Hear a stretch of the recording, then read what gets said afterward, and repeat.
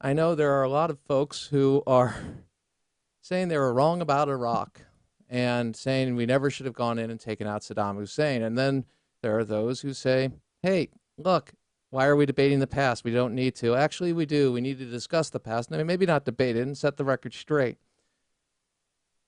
In light of what the president has been talking about with the status of forces agreement and who's responsible and if he wanted it or didn't want it, there's many ways to go. We can look at the soup that now is Iraq and the growing threat of ISIS, which has been growing for a while, and we can address all of those things. But if we don't get history right, we're bound to learn certainly the wrong lessons from the wrong history. We got to get it right. So let's go to some folks who are and have never been in favor of taking out Saddam Hussein and for U.S. forces going into Iraq. Here's Pat Buchanan and panelists from the McLaughlin Group the other day. Roll it. We don't have a vital interest in Iraq, and when the status of forces agreement was denied, he did what he had to do, which was get out and come home. George W. Bush left office wanting to end the war. He negotiated the status of forces agreement. The Iraqis would not allow U.S. troops to remain, and so that's it. There's a bigger point too, which is that this was not a fantastic success handed to President Obama on a plate. Right. And President Obama has not handled this well. There is blame to go around. But this idea that certainly Republicans are pushing that everything was going fantastically well right until the moment that Obama took office, that's just a fiction. That's a myth. Well, should we have gone in the first place? No. No. No. We wouldn't be in this mess, John, And the same if we hadn't people- gone in there under Bush and the neoconservatives and, frankly, Hillary Rodham Clinton.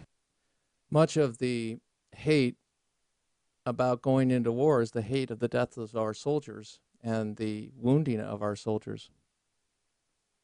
Nearly 5,000 dead. And I understand that, but I also understand that we need to set the record straight of why we went in and the problem that we are facing now. Is there a connection to it? Well, we took out Saddam Hussein because he was absolutely a supporter of Al-Qaeda and terrorist groups, in the sense that we had Zarqawi, safe haven there, and medical treatment. We had the man who mixed the chemicals to the 1993 World Trade Center bombing, Yassin, who he provided safe haven for and protection. The Achille Lauro terrorists, Abu Nidal, also protected. We had evidence that he was developing nuclear weapons. He was the only dictator to use chemical weapons. And when we think about that type of man against his own people, by the way, in light of 2001, September 11th,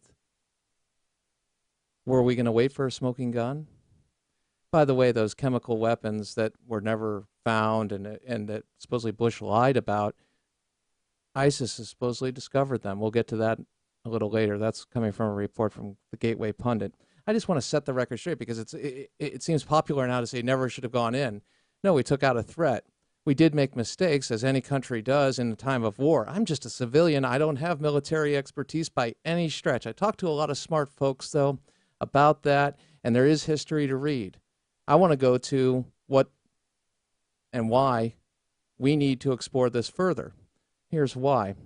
Because if we get the lessons wrong, I'll say it again, we're definitely going to get the future policy wrong. Much of the anger and what people know about Iraq and the invasion is simply not true. You had the left in this country, the Democratic Party specifically, make a political calculation.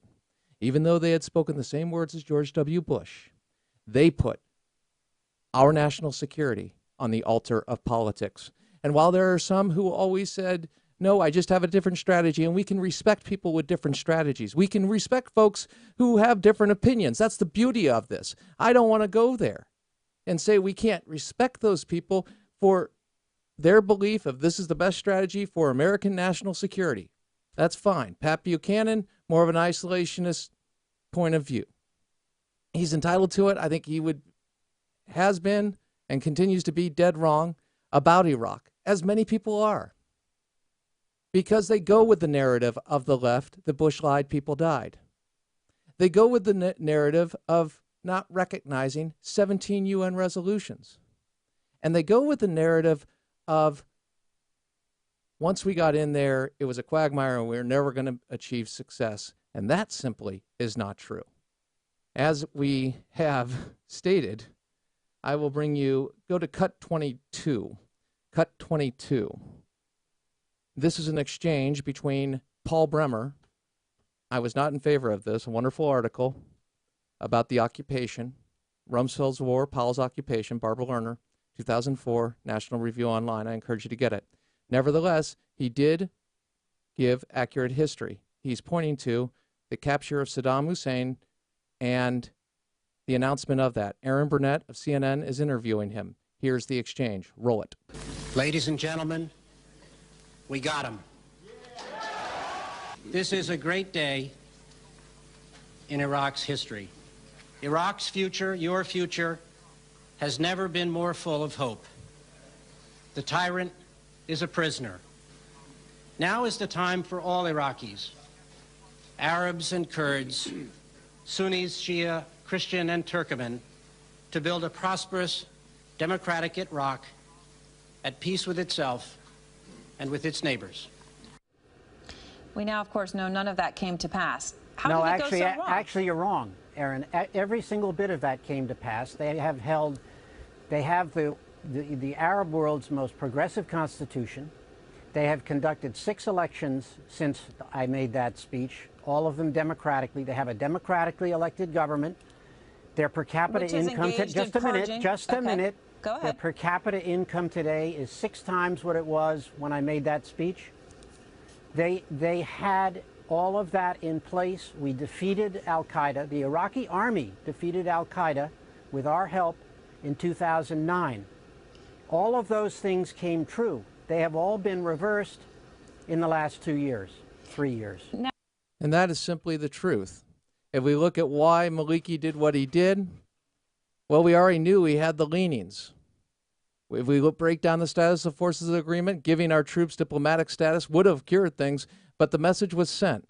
Steve Shipperd once said, a good friend, and who I have an amazing amount of respect for, used to write on national security affairs, but he talked about our schizophrenic foreign policy, because you had the Bush to Obama, and certainly you see the results of that. That doesn't give people the license to change history, because the vast majority of what the left has said about Iraq is about demonization and hate, and it continues today. Here's Tingles, Blondels, MSNBC's Matthews on Cheney weighing in with an article yesterday in the Wall Street Journal. Roll it.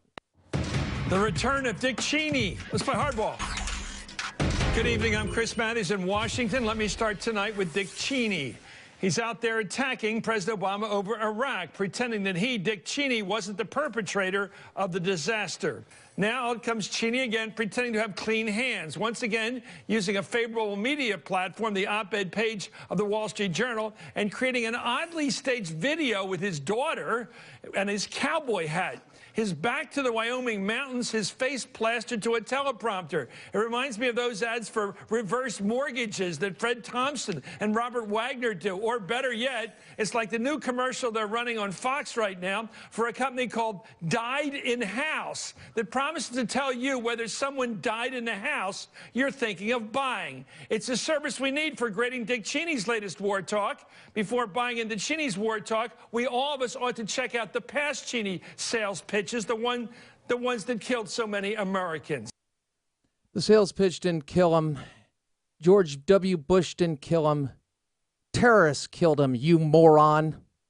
Now, I don't want to devolve into name calling because that's where it goes and it gets so emotional it collapses the discussion. But I don't care if Dick Cheney wears a cowboy hat or paints himself up as Ronald McDonald. You got to get history right.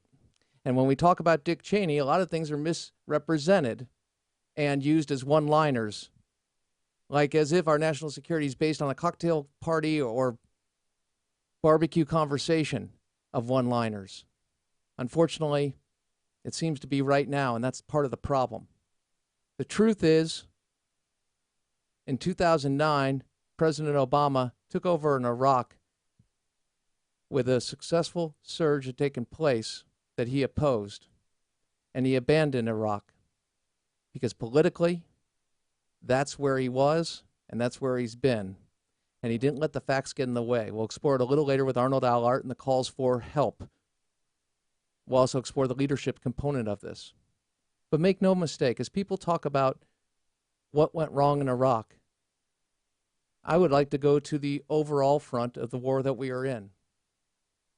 Nobody wants to talk about regime change in Iran. Nobody wants to talk about pressing the pedal all the way down. And certainly in an age where we have conversations based on straw man arguments and false choices between invade and do nothing, it seems it would be dangerous territory, at least politically speaking. But that's where leadership is and should be. The fact is, Iran's not going away and will grow. Al-Qaeda, as we know it, and Salafist Sunni terrorist groups will continue to grow, be better organized, and have more of a location to organize and plan. And as we look at the situation on 2011, 2001, 9/11, there wasn't a question right after that attack to go after the enemy and take him out. But so much of that was based on emotion, understandably. I would say we need to make our foreign policy based on national security and victory. And to do that, we need to have regime change throughout the Muslim world, Arab, Middle East, Muslim world, as we know it, North Africa region. And the bottom line is, nobody has the stomach or the ability to communicate that idea. And certainly, in this case, people would speak to political capital. I would speak to history and the consequences of ignoring an enemy, not facing the reality of what the threat they represent. I would think about the Laxalt doctrine and use models within the Cold War, because there are many things we can do between invade and do nothing. Unfortunately, we have a dishonest media, a party in this country who puts politics on the altar of national security, and an establishment that really doesn't have the substance or the courage to tell the truth about what is necessary. Crane Durham's Nothing But Truth. Aaron Free, next. AFR Talk.